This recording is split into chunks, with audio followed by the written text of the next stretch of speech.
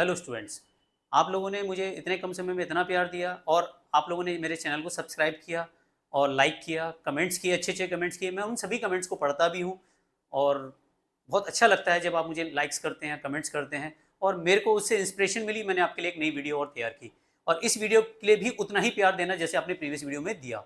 Thank you, love you all. मिलते हैं अपने YouTube channel बलोनी sir commerce classes में। आप मुझे इंस्टाग्राम पे भी सेम चैनल से फॉलो कर सकते हैं, बलोनी सर कॉमर्स क्लासेस से। और मैं आपको आज 11th क्लास की बिजनेस स्टडीज़ जो पहला पार्ट है वो मैंने अपलोड कर दिया है। तो आज मैं इसको पढ़ा रहा हूँ आपको ऑब्जेक्टिव ऑफ बिजनेस। तो बिजनेस के ऑब्जेक्टिव क्या होते हैं?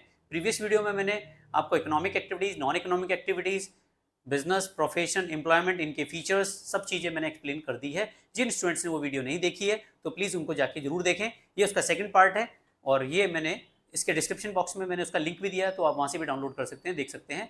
और इसको पढ़ते हैं। आज सेकंड टॉपिक जो मैं पढ़ाने जा रहा हूँ आपका है वो है objective of business. Objective of business क्या है? ऑब्जेक्टिव क्या है? देखो, आप बिजनेस कर रहे हैं यार, आपका एक ऑब्जेक्टिव है ना प्रॉफिट कमाना। बिना प्रॉफिट के कोई बिजनेस चल सकता है? नहीं ना। आज कोई भी बंदा बिजनेस करता है तो उसका मेन मोटिव क्या होता है? प्रॉफिट अर्न करना होता है। अगर वो प्रॉफिट ही नहीं कमाएगा तो बिजनेस को लंबे समय तक सर्वाइव नहीं कर पाएगा। तो बिजनेस जब होता है तो सबसे पहली स्टेज आती है इकोनॉमिक ऑब्जेक्टिव की। इकोनॉमिक ऑब्जेक्टिव में 3 स्टेज आती है। सबसे पहले आता है प्रॉफिट, सॉरी, पहले आता है सर्वाइवल, फिर आता है प्रॉफिट, फिर आता है आपका ग्रोथ। तो आपको ये चीजें देखने के लिए मिलती है इकोनॉमिक ऑब्जेक्टिव में। इसके बाद आता है आपका सोशल ऑब्जेक्टिव, इसके बाद आता आपका इंडिविजुअल ऑब्जेक्टिव, या उसको हम कह सकते हैं पर्सनल ऑब्जेक्टिव भी कह सकते हैं, या हम उसको ह्यूमन ऑब्जेक्टिव भी कह सकते हैं। तो इनको वन बाय वन समझते हैं, कहना क्या चाहते हैं, समझाना क्या चाहते हैं। तो पहला ऑब्जेक्टिव आता है हमारा इकोनॉमिक ऑब्जेक्टिव। इकोनॉमिक ऑब्जेक्टिव में सबसे पहला आता है सर्वाइवल, यानी कि एक बिजनेस में सर्वाइवल वाली पोजीशन वो होती है कम से कम एक बिजनेसमैन इतना प्रॉफिट को अर्न करे कि अब से कम कॉस्ट निकाल सके, कॉस्ट को कवर कर सके। अगर वो कॉस्ट को कवर नहीं कर पा रहा है तो उसका बिजनेस लंबे समय तक रन नहीं कर पाएगा और बिजनेस को बंद करना पड़ेगा।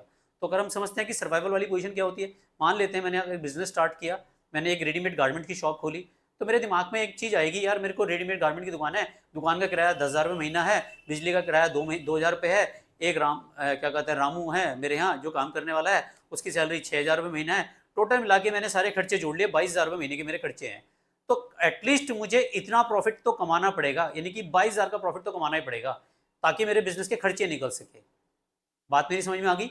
22,000 खर्चे हैं तो 22,000 का प्रॉफिट तो मुझे अर्न करना ही पड़ेगा। अगर मैं 22,000 का प्रॉफिट अर्न नहीं कर पा रहा हूं तो मेरा बिजनेस ज्यादा समय तक सर्वाइव नहीं कर पाएगा और मेरे को बिजनेस बंद करना पड़ेगा। तो सर्वाइवल वाली पोजीशन कौन सी होती है? मुझे कम से कम इतना रिवेन्यू जनरेट करना होगा जिससे मेरे प्रॉफिट्स निकले और मेरी कॉस्ट कवर हो सके। इतना प्रॉफिट मैं अर्न करूं कि जिससे मेरी कॉस्ट क्या हो सके, कवर हो सके। अब पढ़ते हैं। देखो बेटा, एग्जाम में तो थ्योरी के रूप में लिखना है ना, ये बात तो मेरी समझ में आ गई। ये मैंने नोट्स भी बनाए हैं, आपको बड़ी इजी लैंग्वेज में बनाए हैं। इनको आप क्या कहते हैं, वीडियो को पॉज करके आप इनके नोट डाउन भी कर सकते हैं, नोट्स बनाना शुरू करें। पहले चैप्टर के मैंने बहुत बेहतरीन नोट्स बना के दिए हैं आपको, उनके भी चैप्टर वाइज आप नोट्स बनाएं। वीडियो को पॉज करके स्क्रीनशॉट लेके आप इनका मतलब वो भी बना सकते हैं, नोट्स भी बना सकते हैं, और मैं आपको समझा भी रहा हूँ। तो सर्वाइवल वाली पोजीशन क्या होती है?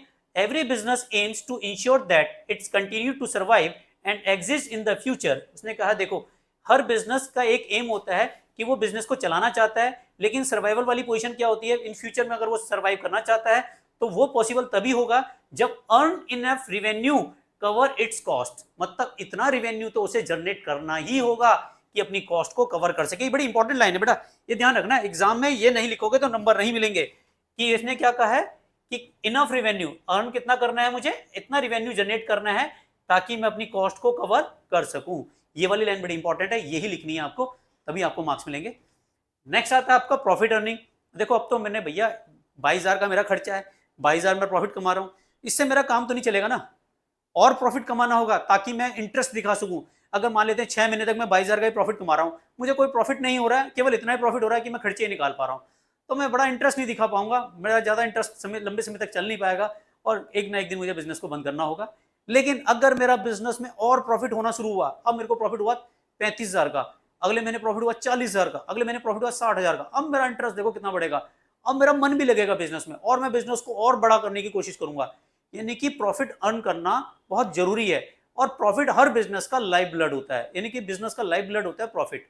बिना प्रॉफिट के बिजनेस सर्वाइव नहीं कर सकता। तो बिजनेस क्या है, एक कहते हैं हर उसका क्या कहते हैं, जैसे बिना ब्लड के इंसान मूव नहीं कर सकता, तो ऐसी प्रॉफिट भी एक ब्लड का काम करता है बिजनेस के लिए। तो प्रॉफिट को समझते हैं क्या है? The main aim of every business to earn profit. हर बिजनेस का मेन एम होता है प्रॉफिट को अर्न करना। A business can not survive without making adequate profit, यानी कि एक बिजनेस कभी भी सर्वाइव नहीं कर सकता बिना प्रॉफिट के, यानी कि सफिशिएंट प्रॉफिट अगर वो नहीं कमा रहा है तो वो बिजनेस को सर्वाइव नहीं कर पाएगा और उसको क्या करना पड़ेगा, बिजनेस को बंद करना पड़ेगा। Profit is the excess of income over expenditure, मतलब प्रॉफिट क्या होता है, खर्चे कम हो और इनकम ज्यादा हो तो क्या हो जाता है हमारा प्रॉफिट, यानी कि बात कर सकते हैं इनकम में से खर्चे माइनस कर दो तो प्रॉफिट आता है। अगर मैं 1 लाख की इनकम कमा रहा हूं और 80,000 के खर्चे हैं तो प्रॉफिट कितना हुआ, 20,000। Profit earning more successful is the businessman and earn good profit can री invest more and enjoy Prestige and goodwill in the market. वो क्या करता है, प्रॉफिट अर्न करता है, प्रॉफिट को क्या करता है वापस बिजनेस में इन्वेस्ट करता है और प्रॉफिट अर्न करता है, उस पैसे को फिर इन्वेस्ट करता है, री इन्वेस्ट करता है। इस तरह से ये साइकिल चलती रहती है और ये तभी हो सकता है जब हमारे बिजनेस को प्रॉफिट होता रहे। देन लास्ट पोजीशन आती है ग्रोथ वाली। अब ग्रोथ कैसे कहेंगे कि हमारा बिजनेस बढ़ गया है, ग्रोथ बढ़ गई है, भैया नंबर ऑफ एम्प्लॉइज बढ़ रहे हैं। पहले मेरे यहाँ एक ही लड़का काम करता था, अब मेरी शॉप में 6 लड़के काम कर रहे हैं, तो इसका मतलब मेरा बिजनेस 6 लड़कों की सैलरी देने के लिए तैयार है ना। मेरा सेल्स पहले केवल साल भर में मैं 10 लाख का सामान बेचता था, आज मैं 1 करोड़ का सामान बेच रहा हूँ, तो सेल्स टर्नओवर भी बढ़ गया, नंबर ऑफ एम्प्लॉइज भी बढ़ गए। मेरे पास पहले 2 दुकानें थी, अब 6 दुकानें हो गई, इसका मतलब स्पेस भी बढ़ गया। जब स्पेस बढ़ गया, साइज बढ़ गया, नंबर ऑफ एम्प्लॉय बढ़ गए, टर्नओवर बढ़ गए, तो बेटा किस चीज के सिग्नल हैं, ग्रोथ के तो हैं। समझ में आ गया होगा ना, मैं ग्रोथ की बात कर रहा हूं तो ग्रोथ कब होगा, जब मेरा टर्नओवर बढ़ेगा, सेल्स बढ़ेंगे, नंबर ऑफ एम्प्लॉइज बढ़ेंगे, तो वो सिग्नल किस चीज के आते हैं, ग्रोथ के। अब business organisation to grow and expand their activities, the success of any organisation is measured by the growth rate and growth measured. वो कह रहा है उसके ग्रोथ रेट पे हम उसको मेजरमेंट करते हैं।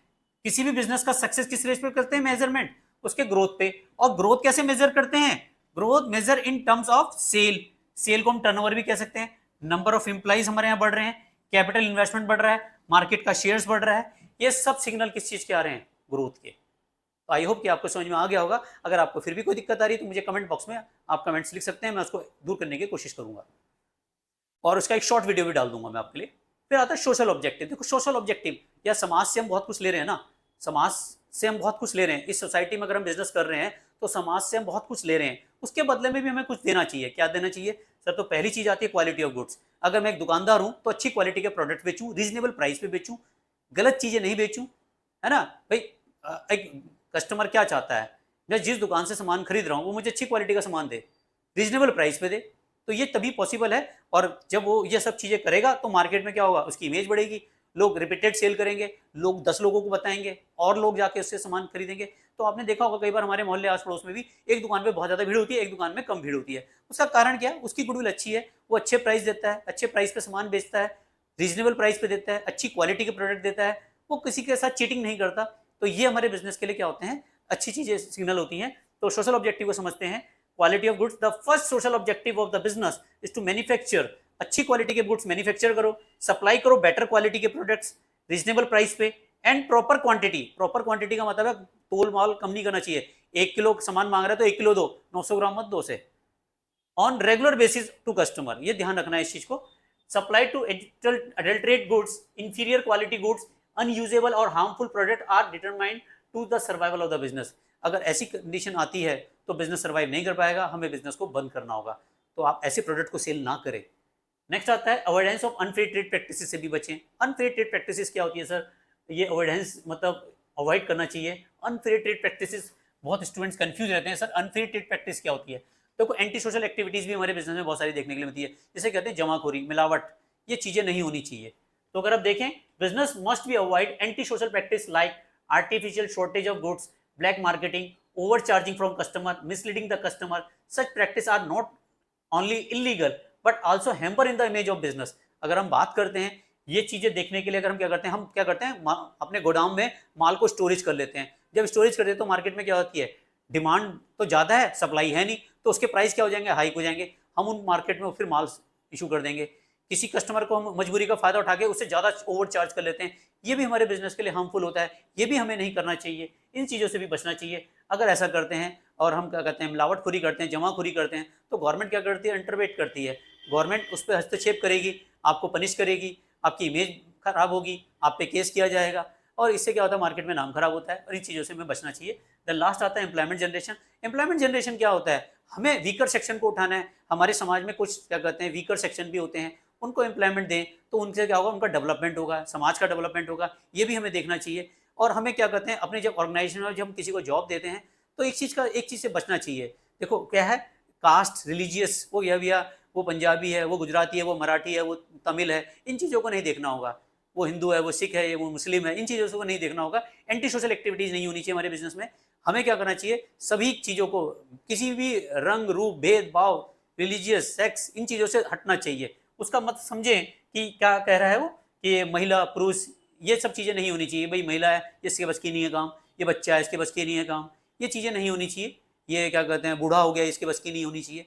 तो ये काम नहीं होना चाहिए। एम्प्लॉयमेंट जनरेशन की बात करता है, वीकर सेक्शन को उठाना है और हमें एम्प्लॉयमेंट जनरेशन देना है। और क्या कहते हैं, और हमें बिज़नेस में क्या करना है, इंपॉर्टेंट ऑब्जेक्टिव हमारे बिज़नेस का एम्प्लॉयमेंट जनरेशन अपॉर्चुनिटी, कोई भी बिना डिस्क्रिमिनेशन के। इसके बाद के पार्ट में आपको पढ़ाता हूँ अगली वीडियो में।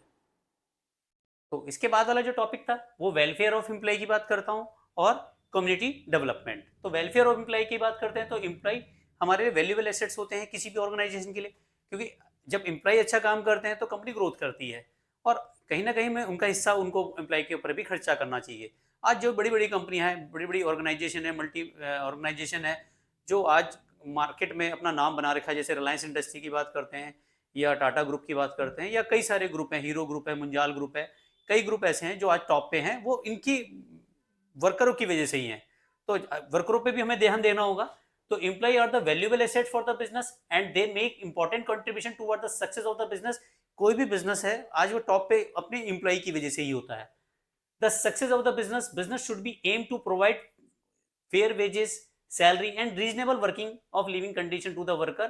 Addition facilities like ventilation, physical safety of the worker, drinking water, canteen, medical, transport, etc. कई सारी सुविधाएं हम वर्करों को देते हैं। आज देखें कि गूगल की बात करते हैं तो गूगल के पास तो अपना बहुत कुछ है, उनके वर्करों की उन्होंने बहुत ज़्यादा अच्छी सुविधाएं दे रखी हैं। बड़ी बड़ी एमएनसीज कंपनीज में जाओगे तो वहाँ पे भी अपने वर्कर्स को वो बहुत सारी सुविधाएं देते हैं। सुविधाओं के रूप में उनको क्या कहते हैं, कैंटीन की सुविधा है, उनके लिए रिफ्रेशमेंट भी है, ट्रांसपोर्ट की सुविधा है, मेडिकल की फैसिलिटीज़ है। ये कई तरह की सुविधाएं हमें देखने के लिए मिलती हैं, क्योंकि एक ऑर्गेनाइजेशन में, कोई कंपनी में जो व्यक्ति एम्प्लॉय काम करता है तो वो ऑर्गेनाइजेशन में लंबे समय तक तभी बना रहेगा जब उन्हें ये सुविधाएं देंगे। अगली आती है कम्युनिटी डेवलपमेंट। अगर हम चाहते हैं कि अपने एम्प्लॉय का कम्युनिटी डेवलपमेंट, तो हमें उनके लिए क्या कहते हैं कुछ और भी खोलना होगा। जैसे हमने देखा होगा स्कूल, कॉलेजेस वगैरह भी देखने के लिए मिलते हैं आपको। Many business organisation engage in many community services, setting up the school, library, hospital, maintenance of parks, ये सब चीज़ें देखने के लिए मिलती हैं।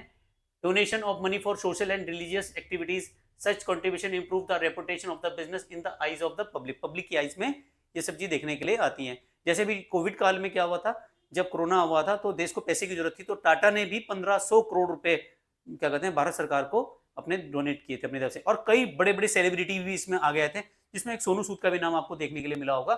उन लोगों ने भी क्या किया, मार्केट में क्या कहते हैं पब्लिक को काफ़ी सपोर्ट किया, गवर्नमेंट को काफ़ी सपोर्ट किया इस चीज़ के लिए, तो मार्केट में उनके लिए नाम बन गया।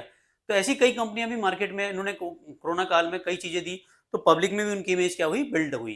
तो ये सब चीज़ें देखने के लिए मिलती है। इसके बाद आता है हमारा पर्सनल ऑब्जेक्टिव। सोशल ऑब्जेक्टिव मेरा कंप्लीट होता है। पर्सनल ऑब्जेक्टिव की बात करते हैं तो ह्यूमन रिसोर्सेज हमारे मेन एसेट्स होती हैं। जो बात करते हैं ह्यूमन और personal objective, refer to the objective related to individual needs of an employee of the organization, as employee are the one of the most valuable resources of an organization. Satisfaction of their objective is a very important. The common human objective are providing good working condition, to pay fair wages and competitive salary and perks. तो बेटा अगर इसको समझें कि providing good working condition, good working conditions क्या होती हैं। Good working condition का मतलब है अच्छी इन्वायरमेंट अगर हमारी ऑर्गेनाइजेशन में है तो वो हमारे यहाँ काम करेगा। अगर वर्किंग कंडीशन हमारे यहाँ अच्छी नहीं है, अगर माहौल अच्छा नहीं है, तो वो क्या करेगा, ऑर्गेनाइजेशन को लेफ्ट कर जाएगा। और अगर उसे हम फेयर वेजेस नहीं देंगे, कॉम्पिटेटिव सैलरी नहीं देंगे, तो भी बेकार है। सर फेयर वेजेस और कॉम्पिटेटिव सैलरी समझ में नहीं आई। फेयर वेजेस का मतलब होता है paying capacity of the organisation. अगर पेइंग कैपेसिटी ऑर्गेनाइजेशन की अच्छी है, फिर भी वो अपने वर्कर को सैलरी नहीं दे रही है, तो वर्कर ज़्यादा समय तक आपके यहाँ काम नहीं करेगा। और कॉम्पिटेटिव सैलरी का मतलब है कि वो इतनी सैलरी तो उसको दो कम से कम, जिससे वो अपनी लिविंग स्टैंडर्ड को मेंटेन कर सके। रोटी, कपड़ा और मकान, ये 3 बेसिक नीड्स हैं, ये इन नीड्स को वो फुलफिल कर सके। इसके बाद आता है to provide opportunity for personal growth of development of employee by imparting of training out to employee and keep the updating their knowledge। उसके लिए हमें इसको ट्रेनिंग देनी होगी। जब ट्रेनिंग देंगे तो वो अपनी सारी एफिशिएंसी का यूज़ कहाँ करेगा, ऑर्गेनाइजेशन में करेगा, जिससे उसकी सैलरी बढ़ेगी, कंपनी को प्रॉफिट मार्जिन बढ़ेंगे। तो ये डेफिनेटली हमें ये भी करना चाहिए। To provide reasonable security of service, job security. जिसमें हम प्रोविडेंट फंड, ग्रेजुटी वगैरह भी देते हैं। प्रोविडेंट फंड वो होता है जब एक रिटायरमेंट के बाद एक एम्प्लॉय जब जॉब छोड़ता है तो उसको कंपनसेट के रूप में हम प्रोविडेंट फंड देते हैं, ये उसके फ्यूचर्स के लिए होता है। नेक्स्ट आता है provide special benefit such as rent free accommodation, medical facilities, free education for children. ये आपको देखने के लिए भी मिलता है। जैसे बीएचएल के स्कूल हैं, वो अपने बच्चों को उनके जो एम्प्लॉई हैं उनके बच्चों को फ्री एजुकेशन देते हैं, और जो उनके एम्प्लॉइज़ हैं उनको फ्री अकोमोडेशन भी दिया उन्होंने, और फ्री मेडिकल फैसिलिटीज़ वगैरह भी दिए। तो बड़ी बड़ी कंपनियों में ये चीज़ें भी देखने के लिए आपको मिलती हैं, और ऐसी कंपनी में, ऑर्गेनाइजेशन में ये लोग काम करना ज़्यादा पसंद करते हैं और ऐसी ऑर्गेनाइजेशन को छोड़ते नहीं हैं। तो पर्सनल ऑब्जेक्टिव अगर हम एक शॉर्ट में समझते हैं तो पर्सनल ऑब्जेक्टिव हमें क्या मिलते हैं? प्रोवाइडिंग गुड वर्किंग कंडीशन मिलती है, पे फेयर वेजेस मिलते हैं, provide opportunity for personal, provide reasonable security, provide special benefits. ये सब चीज़ें देखने के लिए मिलती हैं। आई होप कि आपको सब समझ में आ गया होगा। फिर भी कहीं दिक्कत है तो आप मुझे कमेंट बॉक्स में जरूर लिखें, और मेरे चैनल को सब्सक्राइब और लाइक करना ना भूलें। Thank you for watching बलोनी sir commerce classes. आप मुझे इंस्टाग्राम पे भी सेम चैनल से फॉलो कर सकते हैं, बलोनी सर कॉमर्स क्लासेस। वहाँ मेरे काफ़ी शॉर्ट्स डले हुए हैं। Thank you for watching बलोनी sir commerce classes. Love you all.